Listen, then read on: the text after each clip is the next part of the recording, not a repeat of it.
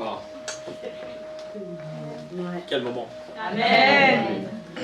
Ça, ce qu'on vit, ce n'est que le reflet de ce que nous vivrons demain. Amen. Je dis demain quand on sera auprès du Père. Amen.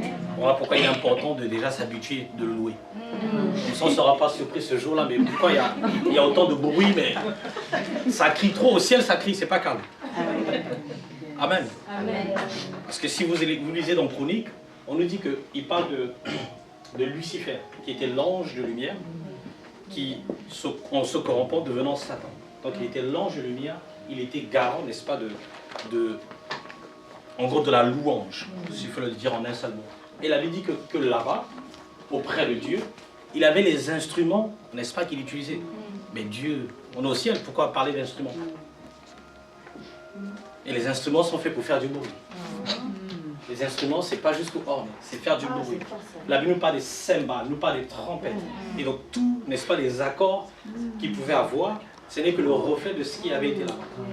Amen. Donc au ciel, n'attendez pas à ce qu'on soit calme, non. Il y aura du bruit. Donc, habituons-nous déjà avec ce bruit-là. Amen. Amen. Et je vais d'abord bénir l'homme de la maison, le pasteur. Amen. Toutefois que je prie toujours pour le pasteur, ou quand je pense à lui, pas forcément prier. Souvent quand je pense à lui, je me dis, Seigneur, ce jour-là, et s'il avait dit non? S'il avait dit non ce jour-là, s'il avait dit non, un simple non, pas beaucoup de virgules, pas beaucoup de paroles, un simple non. S'il avait dit ce jour-là, où je n'étais même pas consulté, Dieu ne m'avait même pas consulté pour dire est-ce que nous voulions que son fils Jean-Marc dise oui ou non. Et quand je dis non ou oui, je parle de l'appel de porter cette vision. S'il avait dit non, il avait le choix de dire non. De la même manière que nombreux ont eu le choix de dire oui ou non. Dieu ne les a pas imputés. Dieu ne les a pas condamnés parce qu'on a dit non. Mais je ne pense pas qu'aujourd'hui, on serait là réunis ensemble. Et pourtant, ça s'est passé dans le secret, on n'était même pas là.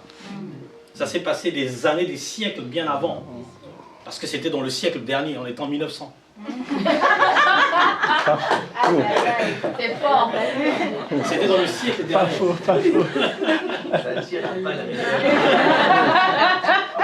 C'était dans le siècle dernier, avant ce siècle aujourd'hui.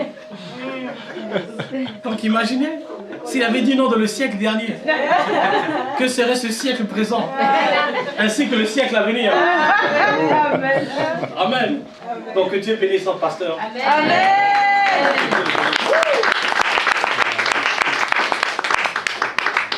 Et continuons toujours à prier pour cet homme, pour sa vision. Que Dieu continue vraiment à l'équiper. Et que le Dieu, n'est-ce pas, continue à le mettre autour des hommes et des femmes, n'est-ce pas, pour rappeler la gloire de Dieu. Parce que seul, c'est impossible qu'il puisse le faire. Même Christ dans sa plus grande suprématie. Celui qui savait d'où il venait. Il a dit aux pharisiens, je sais d'où je viens. Je ne pense pas que moi je serai en mesure de le dire. Mais lui qui savait d'où il venait, il dit, j'ai laissé ma gloire, j'étais auprès du Père. Je suis descendu, n'est-ce pas, pour venir vous servir. Mais celui-là a eu besoin des gens autour pour pouvoir accomplir cette mission. Il a eu besoin. Parce qu'il y a eu des endroits où il ne pouvait pas aller. Incroyable de dire à Jésus qu'il ne pouvait pas. C'est fou de dire à Jésus qu'il ne pouvait pas. Mais pourtant, pour cette œuvre, Pierre est allé dans des endroits où Jésus n'était pas, physiquement. Et qu'il a touché des hommes ou des femmes qui ne pouvaient pas. On a vu la femme samaritaine, n'est-ce pas, qui est partie prêcher dans le village où Jésus n'a pas mis pied. Et pourtant, on parle de Jésus. Lui qui a guéri les malades. Lui qui a fait des choses extraordinaires qu'aucun homme ne... Jusqu'à présent, on peut comparer à cet homme. Mais pourtant, il a eu besoin des hommes autour. Et c'est ainsi l'œuvre de Dieu. Ce n'est pas une œuvre du pasteur, non, c'est l'œuvre que Dieu nous a donnée. Bien entendu, il passe par un homme pour toucher plusieurs. Voilà pourquoi nous sommes là réunis. Amen. Amen. Sans plus tarder, mon message sera sur quelque chose d'extraordinaire, un pouvoir. Amen. Un langage fantastique. Et pendant que j'étais en train de préparer ce message, quand le pasteur m'a dit, écoute, voilà, tel jour tu vas préparer, je n'avais pas de sujet. Et il fallait que j'aille puiser à la source. Mais Seigneur, qu'est-ce que tu veux que je prêche? Bien entendu, avec la vision qu'il a donnée, que je rappelle que c'est pas juste un slogan, l'onction supérieure. Et bien entendu, tout ce que nous allons entreprendre va graviter autour de ce thème non pas pour faire beau, mais simplement parce que Dieu a l'intention derrière cette parole. N'est-ce pas? Et donc quand on parle d'une intention, il y a une action qui va avec. Amen. Amen. Donc on va toucher un thème qui est extraordinaire, qui est magnifique pour le chrétien. C'est le parler en langue. Qui a déjà entendu parler de ça? Le parler en langue en tant que chrétien. Et on va aborder un point, je ne veux pas rentrer, il y a tellement à dire sur ce thème, sur ce simple mot, mais on va aborder quelque chose d'extraordinaire que nous avons besoin. Tous les jours de notre vie. Je vais parler du parler en langue, non pas pour la chose spirituelle, pour le pasteur, pour se mettre devant. Je veux parler pour ton quotidien après avoir quitté cet endroit. Amen, amen.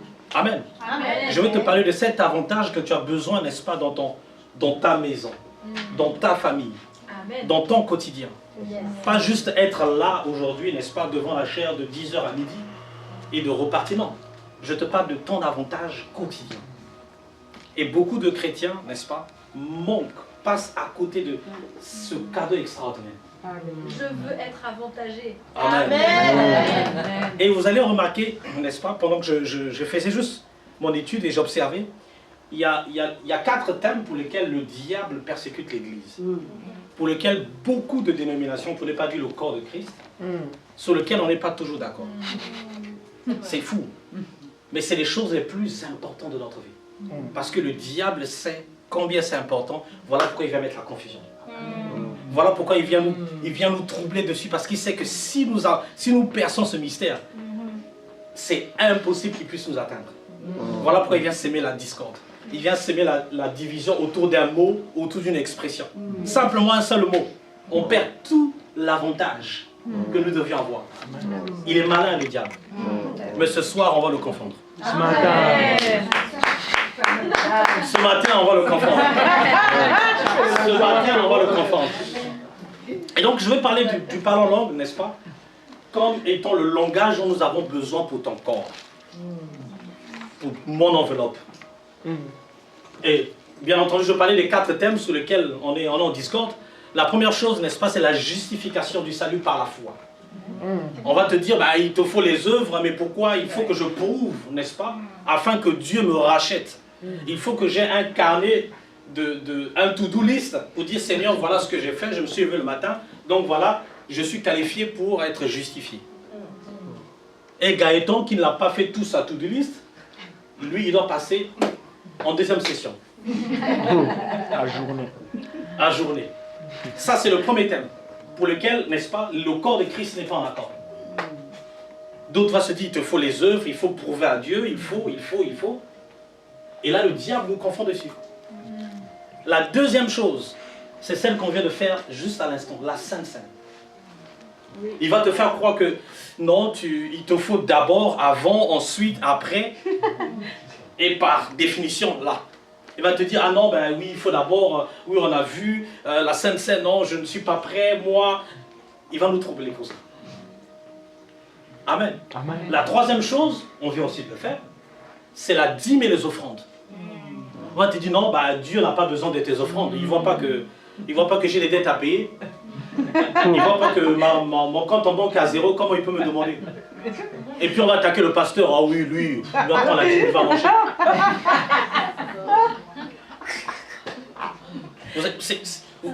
Allez faire juste menez juste votre enquête. Vous allez vous rendre compte que c'est tellement vrai ce que je vous dis. C'est juste une observation, hein, c'est pas Dieu qui m'a donné, j'ai juste observé. T'as eu le temps? J'ai juste observé. Donc il va te dire, maintenant, ben, Dieu, oui, on le voit pas, ben oui, c'est pour enrichir les hommes de Dieu. Et après, il nous vole de cette bénédiction. Il nous vole, n'est-ce pas, de ce pouvoir de la dîme et de l'offrande. Il va nous mettre en contradiction. Ah mais Dieu, il ne sait pas que moi j'ai des dettes, que moi je ne suis pas salarié, que moi voilà, j'ai tellement de problèmes. Lui il est déjà au ciel. On est sur terre on a besoin, n'est-ce pas, de cet argent. Qu'est-ce qu'il lui a besoin? Au ciel, il y a déjà tout. Et enfin, la quatrième chose et la dernière chose, sur laquelle on va voir aujourd'hui, c'est le parler en langue. Oh, c'est du charabia. Oh là là là là, votre langage. Oh mince, qu'est-ce que vous dites? Est-ce que vous vous rendez compte que vous vous comportez comme des fous? Les 4 choses que le diable va nous voler. Jusqu'à ce qu'on quitte nos terres, si on aurait percé ces 4 éléments, je vous assure, le diable se doit de se repentir et aller attaquer quelqu'un d'autre. Amen. Donc c'est les 4 éléments dans le corps de Christ sur lequel on sera. Le diable viendra mettre la confusion. C'est ces 4 éléments. Et je vous exhorte d'aller observer dans les autres églises. Non, on va dire la dîme, non, à l'époque, finalement, c'était David, c'était Abraham, nous on n'est plus allé. Vous voyez, toute cette forme, n'est-ce pas, d'intelligence, de raisonnement, le côté platonique, on va se dire, ah oui, c'est vrai, je ne peux pas payer la dîme, moi. On n'est pas à l'époque de la dîme. On n'est pas à l'époque de l'offrande. On est à l'époque de la grâce. On est à l'époque de la grâce. La grâce pourvoit.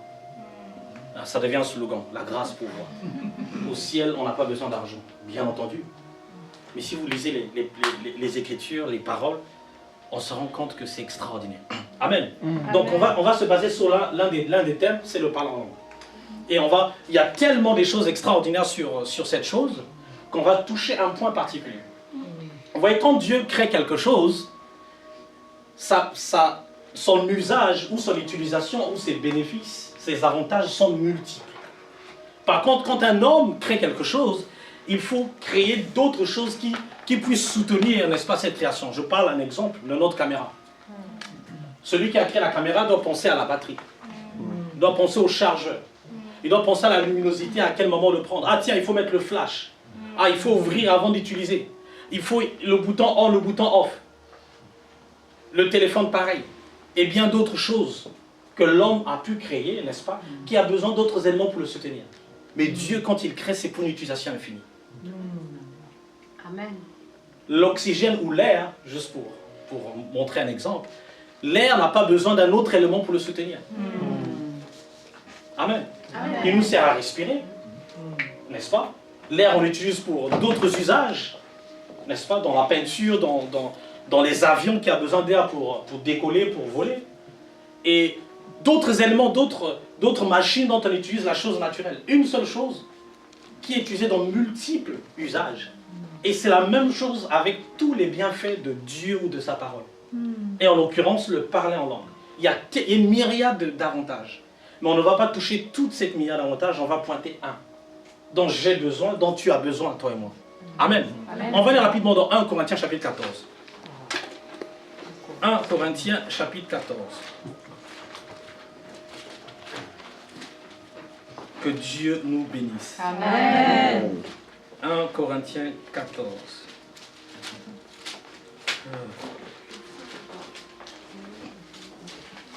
À partir du verset 2. 1 Corinthiens 14, à partir du verset 2. Quelqu'un avec moi, à partir du verset 2. Amen. Il dit, en effet, celui qui parle en langue ne parle pas aux hommes, mais à Dieu, car personne ne le comprend, et c'est en esprit qu'il dit des mystères. Celui qui parle en langue. Et celui désigne tout individu. On n'a pas mis le pasteur. On n'a pas mis celui qui est prophète. On a dit celui. Ça dit que quiconque, toute personne, celui qui veut, celui qui se sent, n'est-ce pas, concerné par celui. Il dit, celui qui parle en langue ne parle pas aux hommes. Voilà, là où vient la confusion, c'est que les gens pensent que quand mon pasteur se met à parler en langue, il pense qu'il s'adresse à quelqu'un. La Bible est formelle, que le parler en langue n'a rien à voir, n'est-ce pas, avec parler avec Clémentia. Ça n'a rien à voir, n'est-ce pas, parler avec ma soeur ou mon frère. C'est tout à voir avec un lien direct. C'est vertical. Le langage que nous prenons, que quand on prie, c'est-à-dire notre intelligence, le français et bien d'autres, c'est un langage, n'est-ce pas, horizontal. Amen.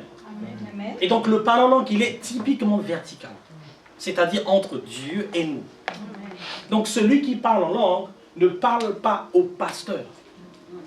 Il parle à Dieu. Amen. Et on continue. Personne ne le comprend. Vous voyez, là, le point que le diable veut toujours voler. On pense que le parler en langue, on doit le comprendre. Quand j'entends mon frère qui parle, je suis tenté parce que à cause de mes 5 sens. Ma chair me dit, mais qu'est-ce que le monsieur raconte? Je ne comprends pas son langage. On est tenté à vouloir décrypter, mais Ramine dit que je comprenne, parce que là, toute ma chair, tout ce qui me concerne, se sent mal à l'aise le fait qu'ils ne comprennent pas, le fait qu'ils ne saisissent pas. Parce qu'on pense, et c'est la même démarche qu'on utilise avec Dieu, on veut saisir Dieu. On pense saisir Dieu. Et qui parle de saisir, pas de contrôler. Dieu merci que notre Dieu est incontrôlable. Dieu merci que notre Dieu n'est pas manipulable. Sinon, le monde serait dans un chaos terrible. Chacun allait appuyer sur le bouton à sa guise. Amen. Et il continue le verset 4. Il dit, celui qui parle en langue s'édifie lui-même. Celui qui parle en langue s'édifie lui-même. Et il continue, celui qui prophétise édifie l'église. Donc ça dit qu'on est dans deux actions totalement différentes. L'un, n'est-ce pas, n'est pas égal à l'autre. On parle de lui-même et on parle de l'église. Et bien entendu, dans le verset 2, on a établi que je parle à Dieu, je ne suis pas en train de parler à ma soeur. Donc quand le pasteur se met à parler ici, devant ou quiconque, n'est-ce pas, ça n'a rien à voir avec celui qui est en face. Le message n'est pas adressé en face. Par contre, si mon pasteur doit s'adresser à l'église, alors là, il faut, n'est-ce pas, un langage pour qu'on comprenne. Amen. Ah, est-ce qu'on est bien établi là-dessus? Amen, amen, amen. Si mon pasteur se met à parler, là-bas, ça, Kata, 1 Corinthiens chapitre 14, là-bas, il ne nous édifie pas. Il n'est pas en train de nous édifier. Il est en train de s'édifier lui-même. Attention, il est en train de s'édifier lui-même. Je ne suis pas concerné par ce qui se passe. Là-bas, là-bas, là-bas. Et puis à la fin, on dit Amen. Amen. C'est important de l'établir. Que ça n'a rien à voir avec celui qui est en face. Ça a tout à voir avec Dieu verticalement. Amen. Amen. Et à partir de là, n'est-ce pas, on est mieux aiguisé. Parce que le diable, n'est-ce pas, veut s'infiltrer. Personne ne le comprend. C'est-à-dire que même moi qui parle, je suis incapable, n'est-ce pas, de premier abord de comprendre. Parce qu'il dit personne ne le comprend. C'est-à-dire que même moi qui parle, je ne suis pas censé, à moins que il y a un but derrière. Come on. Yes. Mais pour l'édification, je n'ai pas besoin de comprendre. Yes. Il dit, celui qui parle en langue s'édifie lui-même. Je veux qu'on s'arrête sur le verbe s'édifier. N'est-ce pas? Le verbe s'édifier. Ou encore le nom édifice. Amen. Et quand on va, n'est-ce pas, dans une étude un peu plus détaillée, en profondeur, on se rend compte que le mot édifice ou le verbe édifier, n'est-ce pas, vient d'un mot grec. Parce que le Nouveau Testament a été traduit en grec. Et l'Ancien Testament en... Ah, WSM, vous êtes extraordinaire, franchement. Franchement, c'est... Cette église, j'adore parce qu'on est connecté à la parole. Amen. Amen. Et éventuellement, l'Ancien Testament, c'est en hébreu. Et donc, dans le Nouveau Testament, édifié, n'est-ce pas, vient de deux racines. Oiko, demos. Oh, c'est fort. Oikodomeo. Oikodomeo ou oikodomeos, dépendant de comment on le prononce. D'accord. N'est-ce pas? Et donc, oiko, n'est-ce pas, veut dire maison, temple. Et domeos, c'est de bâtir, construire. Et virgule, une autre connotation, réparer. Donc si on prend les deux, on les joint, ça dit que quand je parle, je me construis, je me bâtis et je me répare aussi. Amen. Amen. Ah, Amen. et je me répare. Amen. Ça dit qu'il y a une réparation qui doit se faire. Tel un maçon ou un menuisier qui vient pour réparer. D'abord, la première fonction, il construit, mais il vient aussi pour réparer. Si j'ai une fuite chez moi, c'est un plombier qui a mis, n'est-ce pas, le canal. Et c'est lui qui va aussi réparer. Amen. Amen. Et c'est important de l'avoir en tête que quand Clémentia se met à parler, elle est en train de construire, elle est en train de réparer. Amen. Réparer quoi, n'est-ce pas? Sa maison. Elle n'est pas en train de réparer l'esprit. On dit celui qui s'édifie lui-même. On parle de maison, on parle de temple. On ne peut pas réparer l'esprit. C'est l'esprit qui habite dans un temple. De la même manière que nous habitons dans une maison, le plombier ne vient pas me réparer moi. Il vient réparer l'édifice, la maison. Amen. Amen. Le menuisier ne viendra pas me réparer, n'est-ce pas, moi, la personne. Il viendra réparer l'édifice. meuble. Amen. Amen. Donc nous sommes un esprit qui habitons dans une enveloppe, dans une maison, dans une bâtisse, dans un édifice. Amen. Ça veut dire qu'à cet instant, quand on prie, mon corps a besoin de réparation. Angie. Mon corps moteur. est en train de se réparer. Amen. Quand je prie en langue, c'est-à-dire que le plus je prie en langue, plus mon corps se répare. Alléluia. Amen. Amen. Plus il se construit. C'est-à-dire que, n'est-ce pas, en fonction des événements, le plombier ou le menuisier va dire, ah tiens, dans 2 semaines, il y aura une inondation. Dans 3 semaines, il y aura du vent. On va renforcer. Amen. Ah, cette bâtisse ne tiendra pas, n'est-ce pas, par rapport aux prévisions qui arrivent. Amen. On va renforcer les fondations. C'est la même chose avec le parlant langue. Donc, on construit, on renforce en fonction des choses qui sont capables d'arriver demain. Yes. C'est-à-dire que moins je parle, moins je suis exposé au vent, n'est-ce pas, et les inondations qui vont tout détruire. Yes. Ah, est-ce que quelqu'un est avec moi ce matin? Amen. Je suis dans l'édifice. Et domos, comme on a dit, c'est bâtir. C'est la même racine de les dômes. Des grands bâtisses, des grands... Tu vois les dômes quand on voit... Les dômes là. Voilà, les dômes, exactement. C'est de cette connotation. Amen. Amen. Il dit, celui qui parle en langue s'édifie lui-même. Mais quelqu'un me dira, mais ça veut dire quoi? Que je suis une maison? Qu'est-ce qui prouve que je suis une maison? Bien entendu. Il faut que quelque chose me prouve que je suis concerné. Allons dans le même Corinthiens chapitre. Dans 1 Corinthiens, on va aller rapidement le verset 6. J'espère terminer rapidement mon message. Le chapitre 6, pardon. Chapitre 6, on va prendre le verset 9.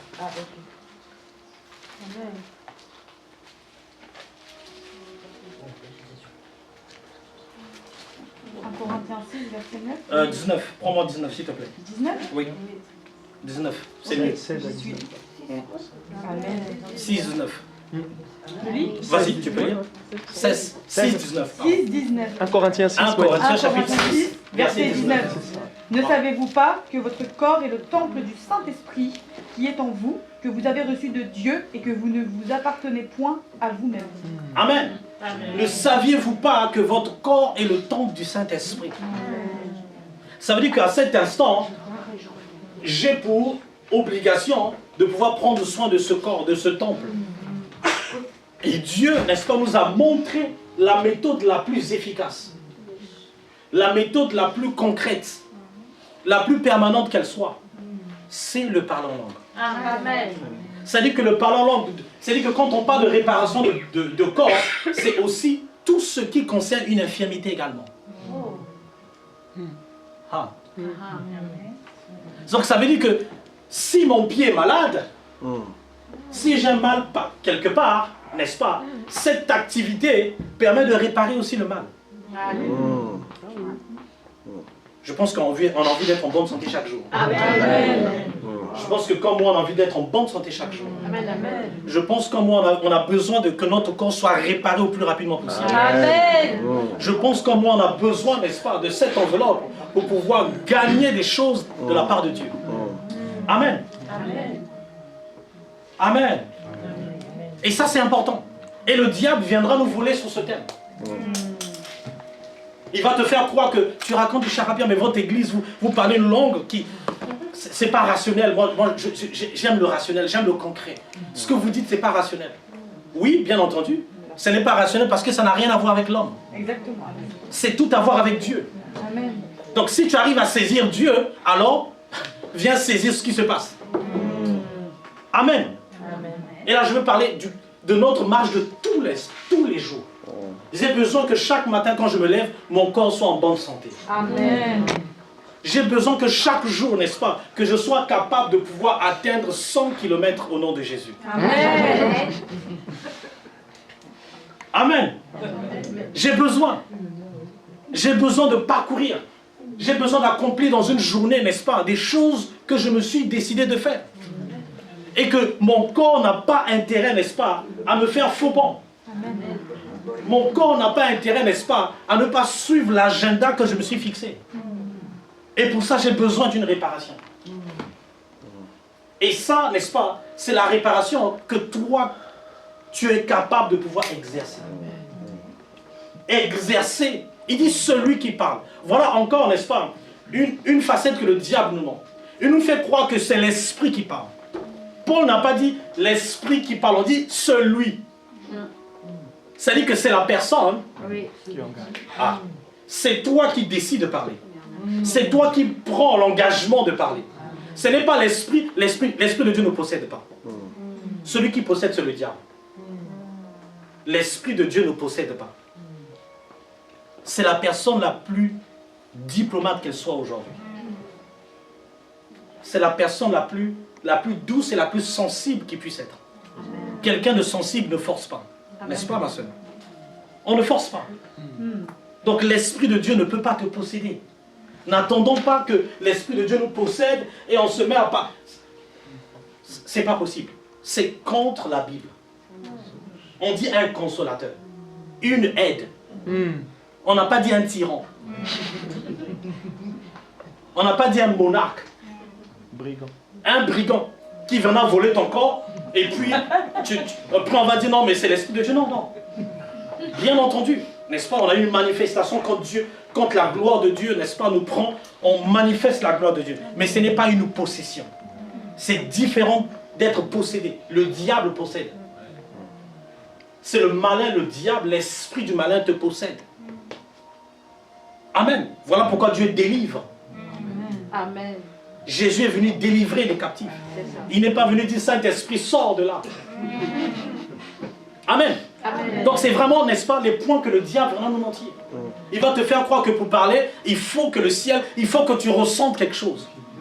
Il dit celui qui parle. C'est-à-dire qu'à l'instant où je prends l'engagement de parler, quelque chose est en train de se passer. Il y a une édification, il y a une construction qui est en train de se passer. Il y a une réparation qui est en train de prendre place. Amen. Amen. Et ça c'est important. Que le diable ne vienne pas te mentir, mais tu ne comprends pas, je ne comprends pas ce qui se passe. C'est pas grave. Le plus important, c'est que mon corps doit être réparé. Le plus important, c'est que j'ai besoin d'une construction à l'heure. Le plus important, c'est que j'ai besoin de renforcer pour les prévisions à venir. Contre, n'est-ce pas, le mauvais temps, contre le mauvais jour, contre le vent qui viendra m'attaquer. J'ai besoin que mon corps soit réparé. Dépendant, n'est-ce pas, du besoin qu'il y a. Amen. Amen. Et c'est le parler en langue qui saura où réparer. De la même manière, n'est-ce pas, que quand nous appelons le plombier et qu'on dise, mais écoute, c'est bouché, il va te faire comprendre que non, mais au final, ce n'est pas juste l'endroit qui est bouché, il y a aussi tout le circuit qu'il faut réparer. Alors que toi, tu étais sur une facette, tu te disais, bah, écoute, il va juste mettre un liquide et que le tour est joué. Il te dira non, il faut changer, n'est-ce pas, un boulon en bas, un boulon. Il connaît toute la chaîne. Amen. Amen. Il sait, n'est-ce pas, d'avance, il pourra même te prédire que, attention, hein, la manière dont le circuit est fait, elle ne tiendra pas dans 2 semaines. Il faut qu'on renforce. Amen. Amen. C'est la même chose avec notre parler en langue. Ce n'est pas du diable comme le monde peut te faire comprendre. Parce qu'on est tellement habitué, n'est-ce pas, à être rationnel. On a habitué, notre corps habitué à tout saisir des 5 sens, qu'on a du mal, n'est-ce pas, à s'en dissoudre, à s'en séparer. C'est trop me demander, n'est-ce pas, juste de parler comme ça, là-bas, Santa Kataya là-bas, quelque chose est en train de se passer. C'est pas possible, mon cerveau a du mal à comprendre. Et oui, Paul a dit, il dit quand je parle, il n'a pas dit quand l'Esprit de Dieu parle.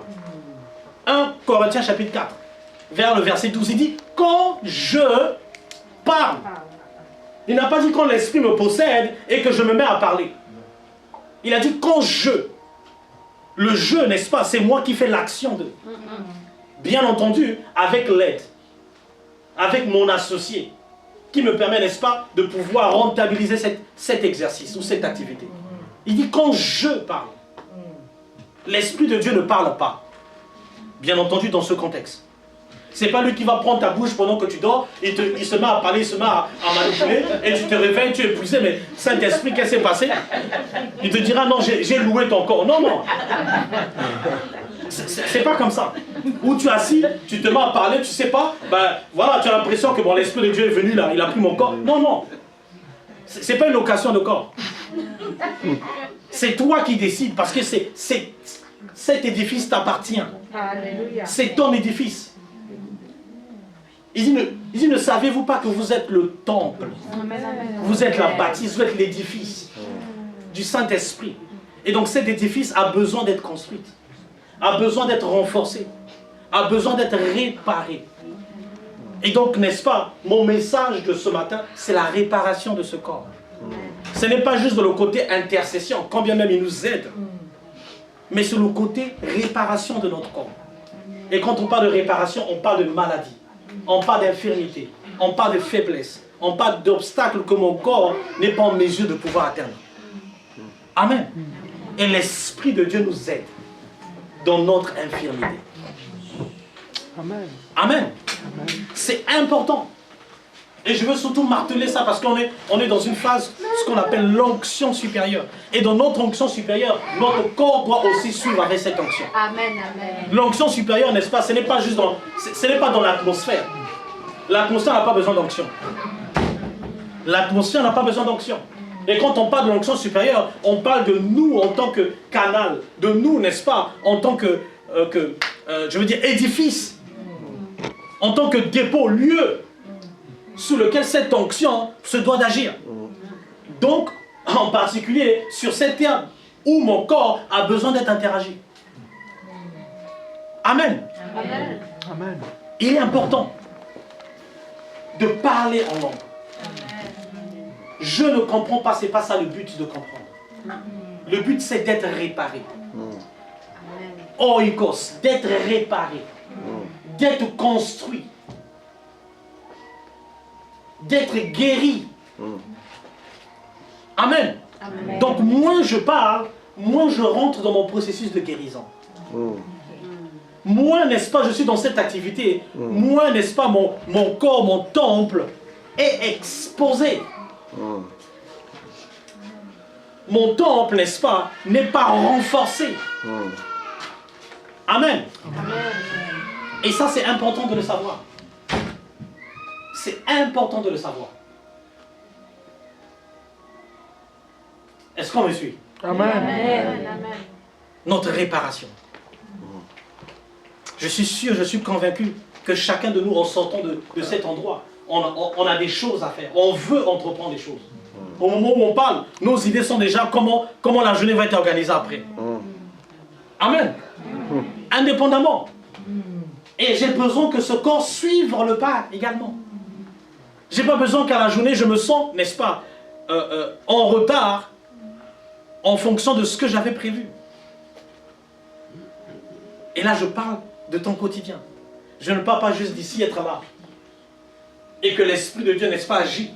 Mais je veux avoir ça tous les jours de ma vie. Je veux être en mesure que chaque jour, je veux être en bonne santé. Amen. Je veux être en bonne santé. Et c'est le souhait, c'est le cœur de Christ. Quand vous lisez tout l'évangile à marge de Jésus, tout ce qu'il a fait, c'est guérir, délivrer le corps. Toute sa marche. Il partait des endroits pour guérir. Guérir quoi? Le corps. Amen. Amen. Et donc en partant, il nous a donné un héritage que nous pouvons aussi entreprendre. Ton corps a besoin d'être réparé. Ton corps pour cette semaine a besoin d'être en pleine forme. Amen. Amen. Mais regardez ce qui se passe. Quand on parle, n'est-ce pas, de... Allons dans Ésaïe. On est vraiment dans l'étude biblique là. Amen. Ceux qui ont du mal à venir vendredi, sachez que le dimanche, on a étude biblique aussi. Ésaïe. Mercredi. Ésaïe chapitre 28.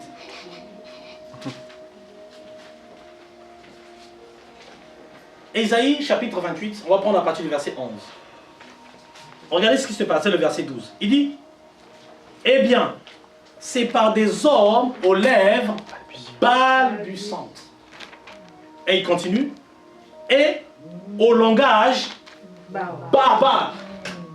Que quand quelqu'un, n'est-ce pas, va voir le pasteur en train de parler, il va dire que c'est un langage barbare. C'est un langage, n'est-ce pas, qui n'est pas rationnel. Il est proche d'une folie. Et bien entendu, Dieu confond les sages de ce monde. Il prend les choses viles, les hommes les plus sages, les plus gros raisonnements, il les confond. Il les confond. Et la beauté de Dieu, Dieu te rend humble. Amen. Dieu transcende ton intelligence, ta raison. Oui, moi, je suis rationnel, je suis logique. Dieu va te confondre. Au AWSM, Dieu va te confondre. Amen. Amen. Amen. Il dit, aux lèvres balbutantes. Il dit que l'Éternel parlera à ce peuple. Il n'a pas dit avec mon langage, avec mon français, avec mon dialecte, d'où je viens, n'est-ce pas? Avec ma langue maternelle. Pour ceux qui ont d'autres langues que le français comme langue maternelle. Il dit, Dieu ne me parlera pas avec cette langue. Un langage barbare que Dieu parlera à ce peuple. Aux lèvres balbutantes. Aux lèvres balbutantes. Ça dit que Dieu n'est même pas logique. De me dire qu'il va parler avec moi, n'est-ce pas? Avec mes lèvres qui vont balbutier. Dieu n'est pas logique.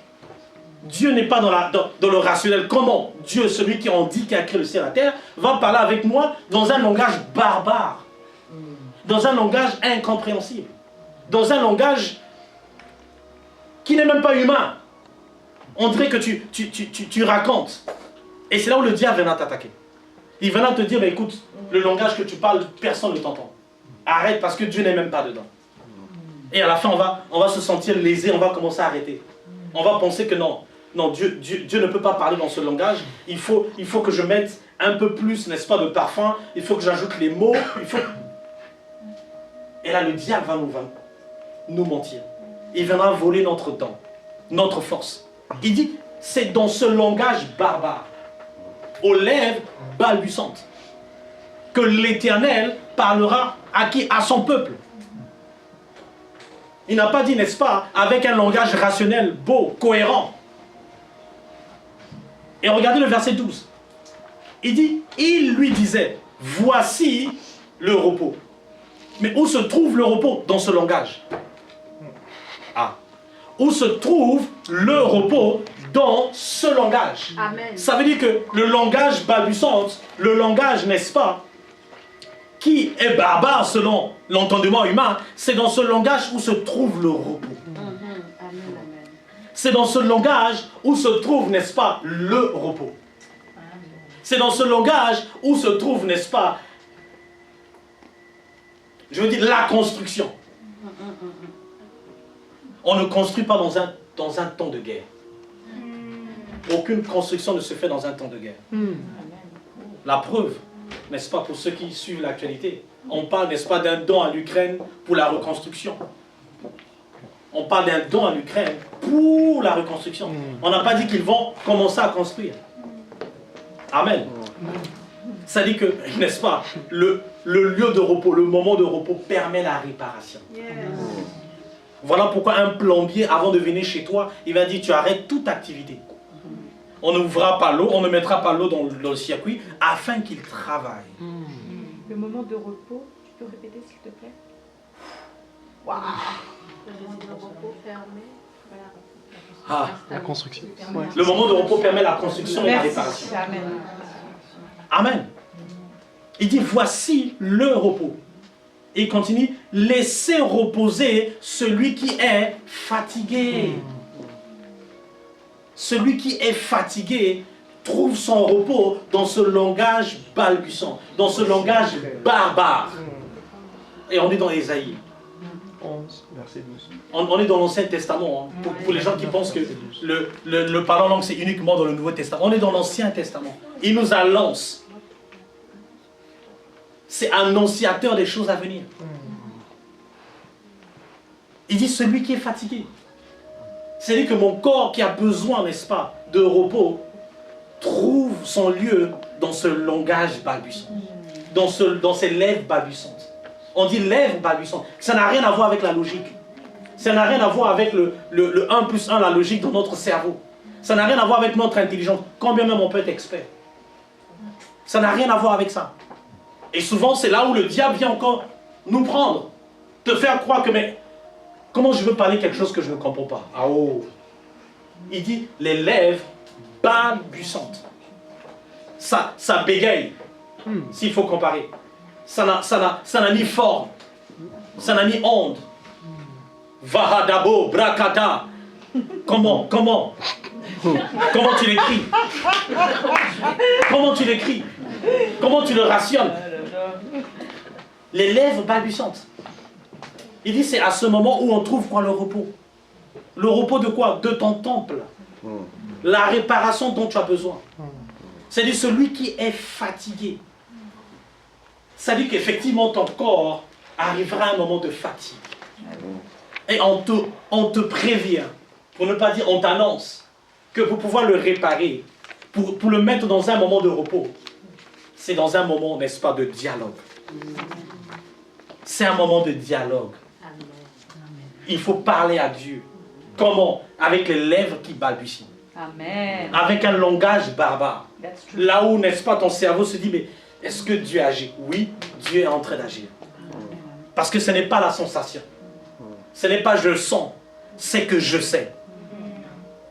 Toute la Bible, n'est-ce pas, se résume à je sais. Ce n'est pas je sens. Parce qu'une fois de plus, on est tellement habitué à nos sens qu'on veut tout saisir avec nos 4 sens. La vue, nos 5. Nos 5 sens. On veut toucher, on veut voir, on veut sentir, on veut goûter. Et quand on n'a pas ça, on se dit, j'ai manqué quelque chose. Alors que Dieu n'est pas toujours dans ça. Dieu peut utiliser ses sens. Mais ça ne veut pas dire que Dieu est dans ça. Dieu n'est pas dans ça, mais Dieu peut les utiliser. Ça peut être des outils qu'il utilise à sa guise. Mais une fois de plus, ce n'est pas une obligation. La seule obligation, c'est toi de savoir. Et d'entreprendre. Il dit les lèvres balbutiantes. Se trouve quoi? Le repos. Nous avons besoin d'un repos de notre corps. De les journées, n'est-ce pas, quand on est stressé, on est tellement, comment dire, une expression que j'ai appris, la tête dans le guidon. Ah, Je me suis dit, tiens, la tête dans le guidon. Vous voyez, quand on est plongé dans nos journées, dans nos activités, on entend tellement de choses. Il y a l'inflation, il y a ceci, à 45 ans on tombe malade, à 90 ans il y a un fléau. À la fin je suis épuisé. Je suis fatigué. Et j'ai besoin de repos. Tu as une journée chargée. Tu as entendu à gauche, à droite, le collègue, il y a ceci, il y a cela, il y a le soleil, il y a la pluie. C'est trop. Et j'ai besoin d'être dans un moment de repos. Et le lieu de repos, c'est de parler en langue très chère. On est dans notre onction supérieure. Et on a besoin que notre corps aussi suive le pas. On a besoin, n'est-ce pas, que notre corps suive l'agenda que Dieu a programmé pour nous cette année. Si mon corps est malade, ça dit que l'agenda de Dieu aura du mal, n'est-ce pas, à pouvoir s'achever. Quand tu es fatigué, quand tu as mal, eh oui, quand ton corps, n'est-ce pas, veut réclamer, mets-le dans le repos. Parle-lui, construis-lui, laisse Dieu réparer à ce moment-là. Et le meilleur moyen, le meilleur remède, c'est le parler en langue. Une fois de plus, tous ces versets, c'est pour nous faire comprendre que ça n'a rien à voir avec l'homme, l'intendant, l'intention, la raison, la connaissance, le palpable, le tangible. Ça n'a rien à voir avec le côté tangible de la chose. Que je vais d'abord comprendre. Il faut que Dieu touche. Il faut que Dieu, n'est-ce pas, prenne mes lèvres, utilise mes lèvres pour que je parle. Non. Non, ça c'est ce que le diable veut te faire comprendre. Dieu t'a donné un cadeau. De la même manière que j'ai été racheté, n'est-ce pas? Dieu n'est pas venu me donner un ticket. N'est-ce pas? Quand on est à Leclerc, on a besoin d'un ticket, on réclame. Pourtant, Dieu ne nous a pas donné un ticket pour lequel tu as été sauvé. Mais pourtant, on croit que tu es sauvé. Amen. Oh, est-ce que tu crois que tu es sauvé? Amen. Où est le ticket? Où est le ticket? Et pour le parler en langue, on a besoin que Dieu puisse louer nos lèvres. On a besoin que quelque chose se passe. On a dit, je parle. C'est-à-dire que dans mon quotidien, j'ai besoin de l'entreprendre. Amen. J'ai besoin de l'exercer parce que mon corps, n'est-ce pas, a besoin d'urgence. Il y a une urgence dans le corps dont mon corps a besoin. Et la moindre minute, n'est-ce pas, la moindre opportunité a besoin de réparer. Donc si nous attendons que Dieu n'est-ce pas, puisse nous prendre possession. Dieu n'est pas un possesseur. Encore moins son esprit. Jésus n'a jamais possédé quelqu'un. Même avec Pierre, il a dit, vas-y. Il a dit, non, je n'irai pas. Parce que je sais que de toi, il y a une grâce extraordinaire. C'est la même chose avec l'Esprit de Dieu. Il ne possède pas. C'est le diable qui possède. Le diable ne vient pas demander de permission. Amen. Et donc c'est important que nous soyons dans cette démarche de croire qu'à cet instant, quand je suis en train de prier, quand je me mets à prier, peu importe ce qui se trouve autour de moi, peu importe ce que je ressens à l'intérieur de moi, quelque chose est en train de se passer. Il y a une édification qui est en train de se passer. Il y a une réparation qui est en train de prendre forme. N'est-ce pas? Il y a une infirmité, n'est-ce pas, qui a besoin d'être réparée. Il y a urgence. Il y a urgence. Amen. Et que j'ai besoin, n'est-ce pas, d'une intervention divine à l'instant. Non pas juste le dimanche quand on s'est réunis, non pas juste le mercredi quand on est ensemble. J'ai besoin de ça à l'instant quand je vais terminer, n'est-ce pas, mon culte. J'ai besoin que mon corps, n'est-ce pas, réponde à tout l'agenda que je veux. J'ai besoin que ma semaine, n'est-ce pas, que mon corps réponde à toute la semaine dont j'ai besoin. Amen. Amen. Amen. Ce n'est pas juste que le dimanche. Non. Ce n'est pas juste que le dimanche dont j'ai besoin de mon corps. Amen. J'ai besoin de mon corps à l'instant où on va terminer. Dans ma semaine qui va commencer. Dans la douleur, n'est-ce pas, qui m'empêche, cette épine qui m'empêche d'être en bonne santé. J'ai besoin d'une urgence. Et Dieu te dit, voilà le repos. Amen. Voilà le repos. Voilà la réparation. Et si vous allez plus loin, le mot repos, n'est-ce pas, en hébreu, c'est menuka, qui est aussi en lien avec la réparation. Ce n'est pas juste repos de dormir, c'est un repos réparateur, comme les médecins disent. Amen. Que le repos répare, que le sommeil répare. C'est aussi dans le même sens, de repos, réparation. Que cette douleur, n'est-ce pas, cet handicap pendant plusieurs années, où tu n'as pas parlé, où tu t'es tu, où le vent, n'est-ce pas, est venu bouger. On a besoin d'un changement aujourd'hui. Oh, on a besoin d'un changement aujourd'hui. Amen. Dans ta famille, tu as besoin d'un changement. Amen. Oh, on a besoin d'un changement dans nos familles. Amen. On a besoin de dire au diable que trop c'est trop. Tu t'es trop baladé. Au point où tu connaissais même l'endroit de ma famille. Tu connaissais tous les recoins. On a besoin de le chasser. Amen. Amen. Nous on a besoin. Et le parler en langue très cher, c'est la clé de voûte. Ça n'a rien à voir avec la dénomination. Je suis en train de parler des choses, n'est-ce pas, de la Bible. Le temps ne me permet pas d'aller en détail, de vous démontrer point par point que la chose que le diable attaque, c'est ton langage. Et bien entendu, le type de prière qui est le parler en langue. Le temps ne me permet pas d'aller en détail. Sinon, avec les Écritures, j'allais démontrer, depuis Genèse, juste Apocalypse, point par point, et caché. Alors on va voir l'épisode. Comme dans la série de Netflix. On aura plusieurs épisodes. Amen. Amen. Et ça c'est important. C'est important, très cher ami. Et il continue, il dit, mais ils n'ont pas voulu l'écouter. Mais ils n'ont pas voulu. C'est-à-dire que c'est un choix de ne pas vouloir. Et ils n'ont pas voulu l'écouter. Non pas en avantage de Dieu, mais en avantage, n'est-ce pas, du repos dont on a besoin. Nous n'avons pas voulu l'écouter, mais écouter comment? C'est-à-dire que nous n'avons pas voulu être dans ce dialogue, être dans cette communication, être, n'est-ce pas, dans cette connexion avec Dieu. Dieu appelle ça ne pas vouloir l'écouter. Imaginez, il n'a même pas dit ne pas vouloir suivre les commandements.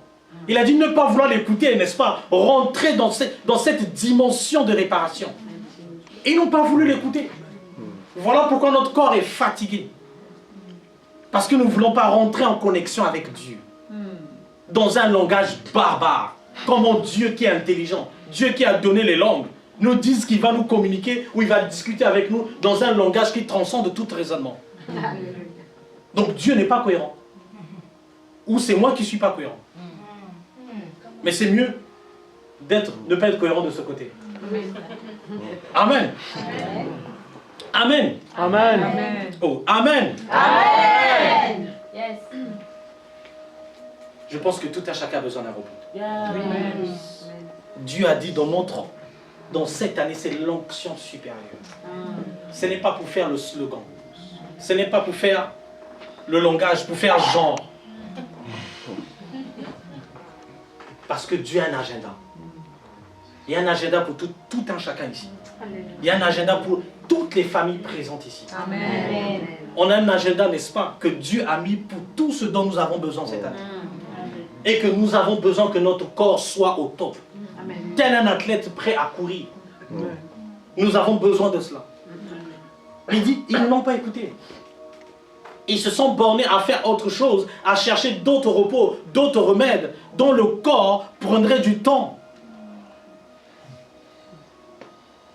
Je vais inviter tout un chacun. Que ceux qui ont ce don, ceux qui veulent, n'est-ce pas, ou qui ne parlent pas, aujourd'hui vont parler. Amen. Aujourd'hui doivent parler. Parce qu'il y a une urgence. On a une urgence en cette année. Une onction supérieure. On a besoin que nos corps puissent être en mesure de pouvoir répondre à cette urgence. On a besoin, n'est-ce pas, que nos familles soient braquées, n'est-ce pas, pour toutes les bénédictions que Dieu a prévues pour toi et moi. Amen. Amen. Amen. Nous avons besoin de ça. Yes. Amen.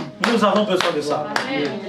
Que nos corps, nos infirmités, nos douleurs, en cette année, puissent subir l'onction supérieure. Amen.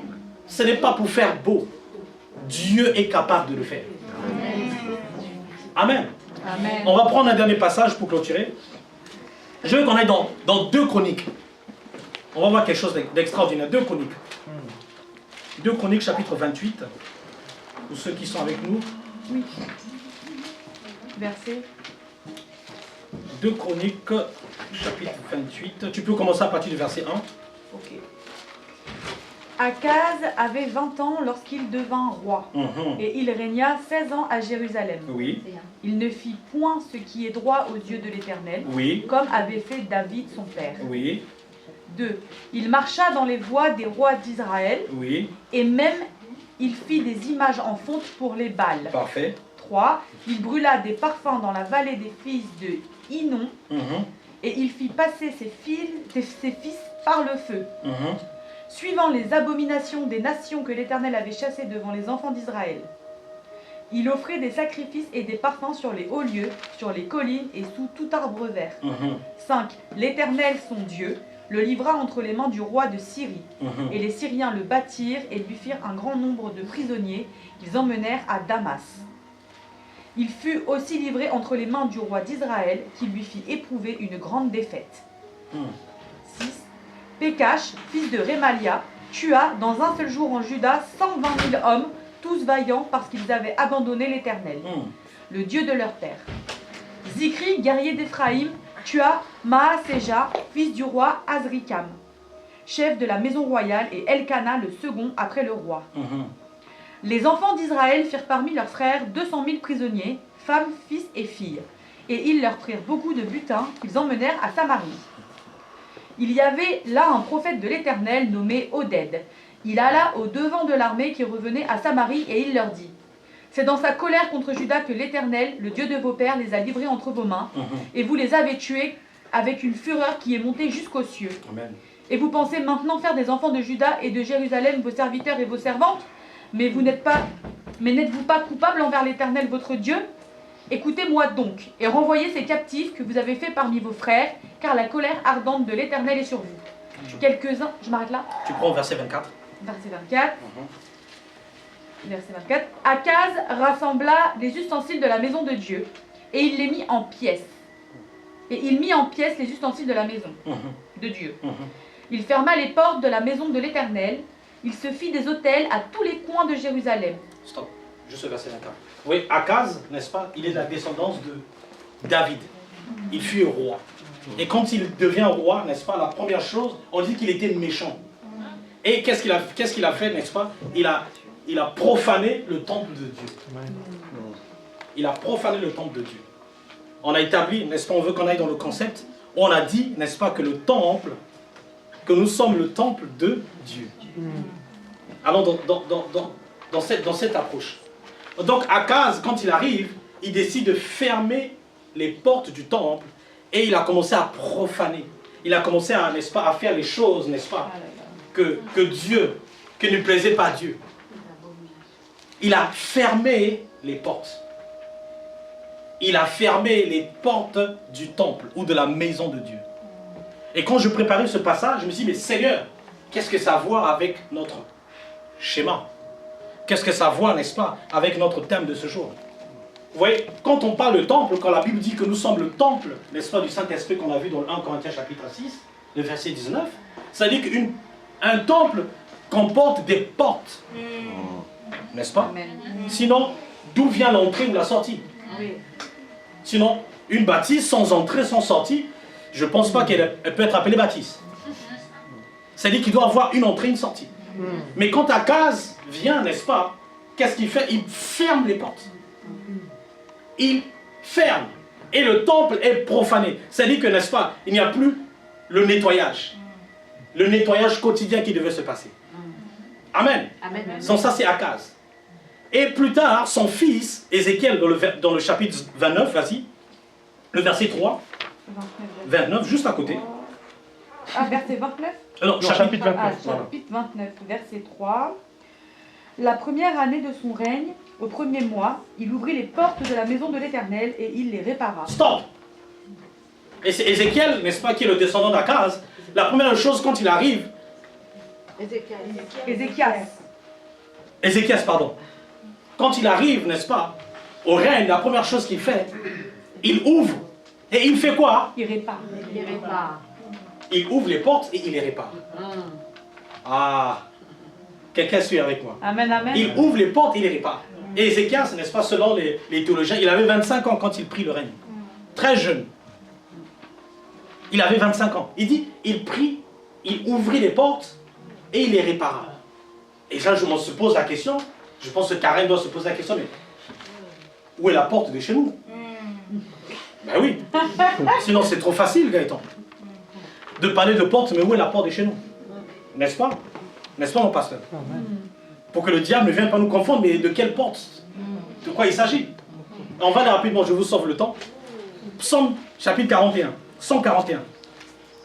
Et puis on va terminer là-dessus. Chapitre 141. Oui. 100. Psaume 141. Ah, 141. 101, 4, 1. Oh là là. Du coup, on va où? Et le verset 3, rapidement. Je vais lire. Il dit, l'Éternel met une garde à ma... Et il continue. Veille. Veille.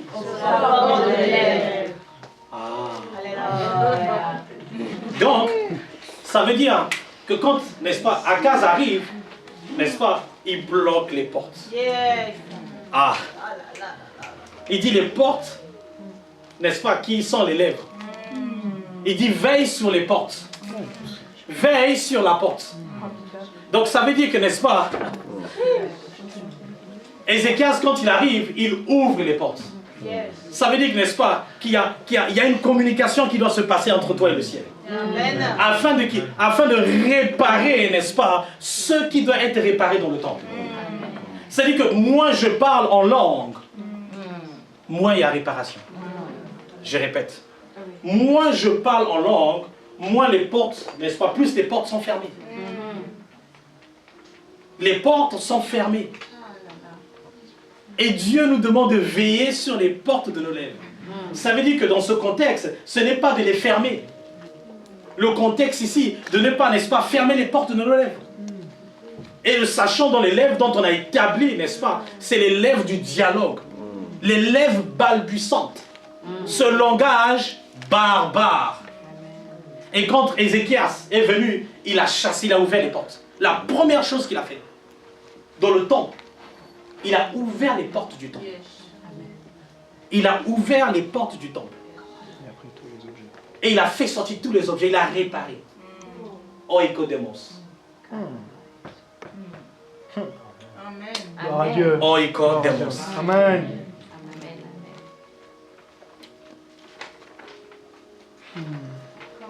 Oiko demos. Gloire au Saint-Esprit. Nos bouches sont une porte de réparation. Je répète, quand nous parlons à Dieu, notre corps est en train de se réparer. Et Dieu est en train, n'est-ce pas, de nettoyer ce qui doit être nettoyé. Dieu est en train d'enlever tout ce qui doit être enlevé de notre corps. Il y a une activité qui vient pour balayer tout ce qui doit quitter notre corps. C'est-à-dire que même nos addictions, quelle que soit la forme d'addiction, nos infirmités, laisse-moi donner une mauvaise nouvelle à ces addictions, qu'elles sont capables de sortir. Elles sont capables d'être balayées au nom de Jésus. Amen. Il dit quoi? Par les portes. Il répara. Ézéchias est venu réparer en ouvrant les portes. En ouvrant, n'est-ce pas, nos langages quand nous parlons à Dieu. Non pas les fermer, en attendant que Dieu nous parle. En attendant que Dieu va ouvrir nos portes. Il dit, il ouvrira les portes. C'est ton autorité. C'est dans ta position. C'est dans ton engagement, n'est-ce pas, de pouvoir ouvrir ces portes. Et de lui donner un langage, n'est-ce pas, qui lui plaît. Et de rentrer dans le repos de l'Éternel.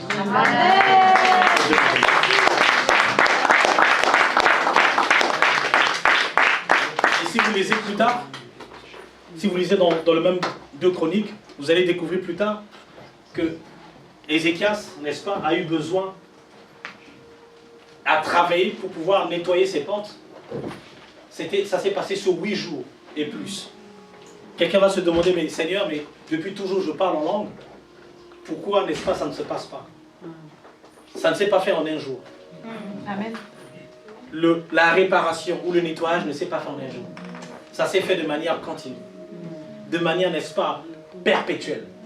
C'est-à-dire que l'habitude que nous prenons de parler à Dieu, l'habitude que nous prenons de parler en langue, nous permet de nettoyer quotidiennement.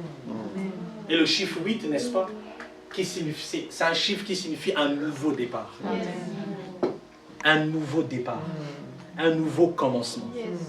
Ne te tais point. Amen. Ne te tais pas. Amen. Ne ferme pas les portes comme Akaz. Amen. Ne laisse pas, n'est-ce pas, toutes ces choses sont tassées ou sont castrées. Fais-les sortir. Amen. Non pas avec ton intelligence, mais avec les lèvres balbutiantes. Amen. Parce que Dieu veut parler avec toi. Amen. Que Dieu vous bénisse. Amen.